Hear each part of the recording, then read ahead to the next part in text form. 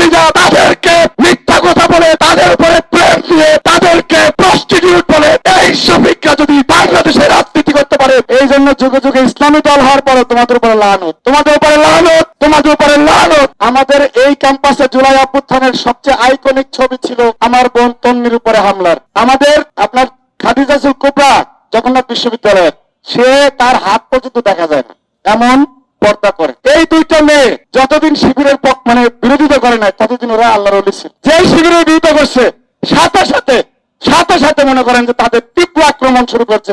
কদর্য কত নষ্ট ভাষায় এদের প্রতি ঘৃণা ঘৃণা ঘৃণা।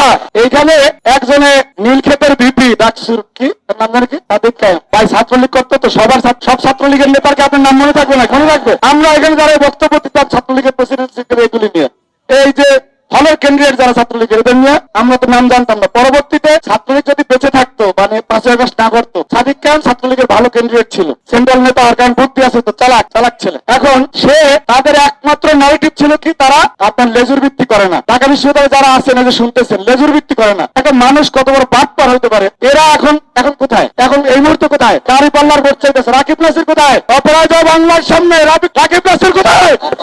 সাদিক খান কোথায়? লেজুর ভিত্তি কারা করে? লেজুর ভিত্তি কারা করে? ঢাকা বিশ্ববিদ্যালয়ের শিক্ষার্থীরা আপনাদের সাথে স্পষ্টভাবে প্রতারণা করে এরা আজকে খ্যাপ মেরে মেরে ঘুরতেছে। সুতরাং এই রাজাকারের 71-এ যে বিরোধিতা করছেন, আকাম কুকাম করছেন, সেই ভিডিও তো সামনে আসতেছে, দুদিন পরে আসবে না। সুতরাং যুগে যুগে বাংলাদেশের বিরোধিতা করে আজকে আমার মা আমার কলিজা, আমার বোন আমার কলিজা, তাদেরকে মিথ্যা কথা বলে, তাদের উপরে প্রেম দিয়ে, তাদেরকে প্রস্টিটিউট বলে এই শফিকরা যদি বাংলাদেশে রাজনীতি করতে পারে তাহলে আমাদের রাজনীতি করার দরকার নাই। আমরা প্রত্যেক নামাজে একটা সূরা পড়ি, সূরা নাম হলো ফাতিহা। সূরা এখানে একটা আয়াত আছে, ইয়াকা না'বুদু ওয়া ইয়াকা নাস্তাইন, অর্থাৎ শুধুমাত্র তোমার ইবাদত করি এবং কেবল তোমারই সাহায্য প্রার্থনা করি।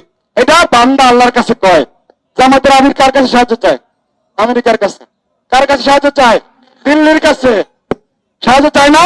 ক্ষমতায় যাওয়ার জন্য কার কাছে সাহায্য চায়? এই জন্য যুগে যুগে ইসলামী দল হওয়ার পরে তোমাদের উপরে লানত, তোমাদের উপরে লানত, তোমাদের উপরে লানত। ইনশাআল্লাহ বাংলাদেশে কোনোদিনও তোমরা যা আশা করতেছো সেটা সফল হবে না।